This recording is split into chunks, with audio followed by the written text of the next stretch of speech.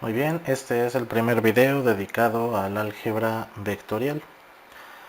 Para definir lo que es el álgebra vectorial, primero tenemos que abordar el concepto de lo que es un vector. Desde el punto de vista físico, un vector es la representación gráfica de una magnitud física. Estas magnitudes físicas pues pueden ser variadas, pueden ser velocidad, aceleración, posición, campo eléctrico, flujo de calor, etc. A continuación dibujaremos la representación más usual del vector, que es precisamente una línea y una referencia arbitraria. Las tres principales características del vector pues vamos a verlas a continuación. La primera pues es la magnitud, que se define con la longitud desde la base hasta la punta de la flecha. La flecha pues nos denota sentido y el ángulo respecto a la referencia, dirección. Entonces bueno, tenemos la magnitud. Esta magnitud pues nos representa la cantidad física. Esta magnitud pues puede tener unidades de newtons, unidades de julios, unidades de longitud como los metros, los kilómetros, dependiendo de lo que nos represente el vector. Tenemos la flecha que nos denota sentido. Y bueno, este sentido algebraicamente suele verse representado por el signo, ¿no? En las ecuaciones vectoriales, en las ecuaciones algebraicas. Finalmente el ángulo respecto a una referencia arbitraria que nos da la dirección. Esta dirección pues puede utilizar unidades de grados o unidades de radianes. Por lo general analíticamente son mejores los radianes. Y bueno, ¿cuál es la diferencia entre dirección y sentido? Para ello vamos a utilizar exactamente el mismo vector, solo que vamos a borrar la flecha que denota sentido y vamos a dibujarla en el extremo opuesto del vector. Aquí tenemos precisamente un vector que tiene la misma magnitud, el mismo ángulo de dirección, pero tiene un sentido opuesto, ¿no? Espero que con esto podamos entender un poco mejor la diferencia entre dirección y sentido. Y ahora que estamos hablando de álgebra vectorial y hemos definido lo que es un vector, pues vamos a tratar de empezar a definir las operaciones básicas. Antes que nada, pues tenemos que definir un poquito la diferencia entre cantidades escalares y cantidades vectoriales. Una cantidad escalar es otra forma de decir constante, es un número cualquiera como el 3, 5, menos 1, pi. Los números a los que estamos acostumbrados son números que carecen de sentido y dirección, únicamente poseen magnitud. Todos esos son escalares. En cambio, una cantidad vectorial, que se suele representar con alguna letra y una línea arriba. Aquí tenemos, por ejemplo, un vector de velocidad, donde tengo una magnitud de 3, y voy a indicar que tiene un ángulo de dirección de 30 grados, con un cierto sentido denotado por la flecha. Este es un vector de velocidad, desde luego sus unidades son metros sobre segundo. Aquí podemos apreciar que precisamente un escalar puede formar parte de una cantidad vectorial, pero el escalar por sí mismo carece de las otras dos características importantes. Ahora a continuación pues vamos a definir un concepto de suma de vectores. La suma más básica de vectores es la suma de aquellos vectores que tienen el mismo ángulo de dirección, ¿no? Es la suma más básica, más sencilla que podemos encontrar dentro de las sumas vectoriales y la que se va a utilizar como base para poder definir la suma más general.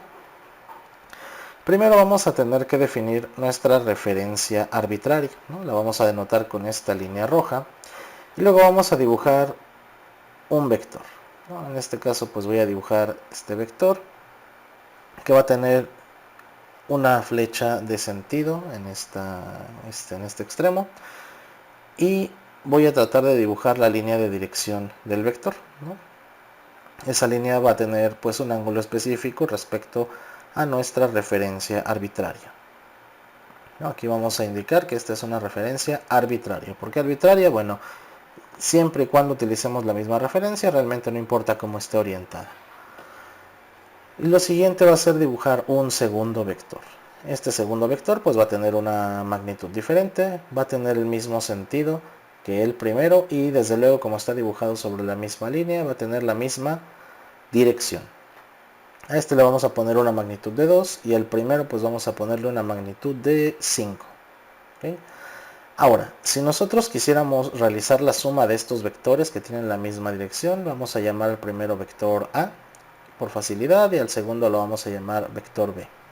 Para realizar la suma sabemos que el vector de resultado pues va a tener la misma dirección, ¿no? Voy a dibujar una línea que denote la misma dirección, ¿no? Esta va a ser una línea igual en amarillo y vamos a poner que tenga la misma inclinación, el mismo ángulo teta. Independientemente de lo que valga teta, 10, 20, 15 grados, sabemos que es el mismo.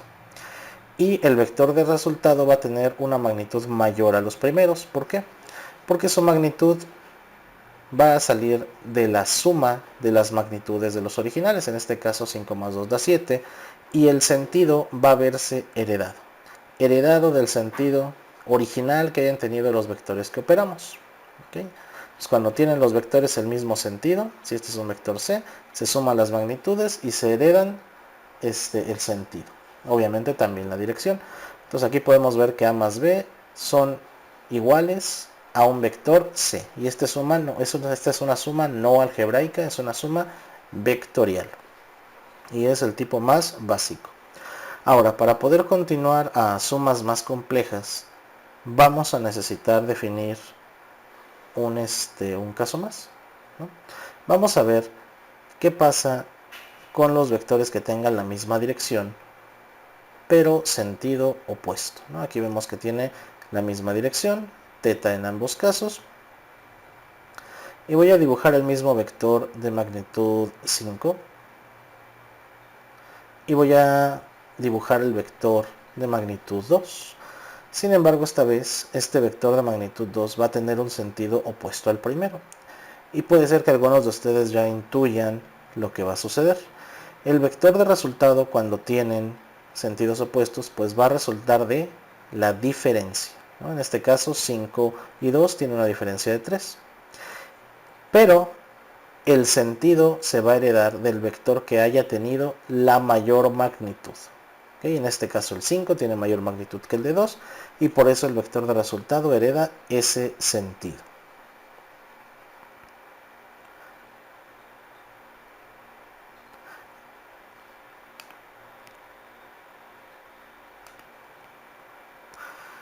Y ahora para poder proseguir con sumas vectoriales que no tengan el mismo sentido, es necesario que nosotros abordemos un concepto, el concepto de lo que llamaríamos un lazo vectorial.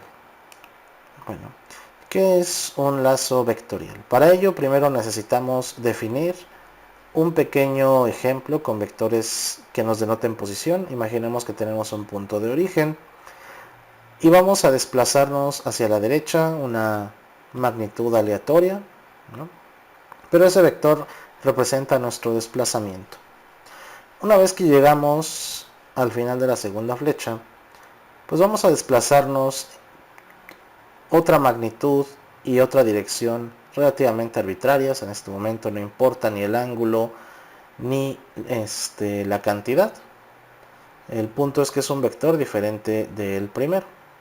Y una vez que hemos llegado a este segundo punto, ¿no? El primero lo vamos a llamar vector A, el segundo pues lo vamos a llamar vector B. Vamos a definir un último vector. Un último vector que pues nos va a llevar al punto inicial. ¿Okay? Nos vamos a desplazar y vamos a acabar en el mismo punto en el que terminamos. A esta trayectoria cerrada se le conoce como lazo vectorial, ¿no? Vean cómo es una trayectoria completamente cerrada. En el punto que empezamos es en el punto que terminamos. Si nosotros tratáramos de tener nuestro desplazamiento neto, al final obtendríamos que pues nos desplazamos 0 metros. ¿Okay? Y de alguna forma entonces podemos intuir que la suma de nuestros desplazamientos son iguales a 0. En pocas palabras, en este caso, el vector A más el vector B más el vector c resultan en un 0, no un 0 cualquiera, un 0 vectorial, el vector 0. ¿Okay? Y esto es algo muy importante porque nos da una propiedad muy importante de los lazos vectoriales, que nos dice que la suma vectorial de los elementos en un lazo cerrado resultan en 0 o en el vector 0, ¿no? La suma vectorial en una trayectoria o lazo cerrado resultan en el vector 0 o en 0. Y esto es cierto sin importar el tipo de magnitud física. Aquí el ejemplo lo dimos con desplazamientos, pero es cierto para cualquier tipo de cantidad física que puedan representar con vectores y puedan organizar en una trayectoria cerrada, ya sea corrientes eléctricas, campo eléctrico, flujo de calor, siempre que puedan organizarlos en una trayectoria cerrada, la suma de todos esos vectores, de todas esas cantidades físicas, vectorialmente hablando, es 0. Y bueno, en un siguiente video veremos cómo esto puede ser utilizado para realizar sumas de vectores más complejas.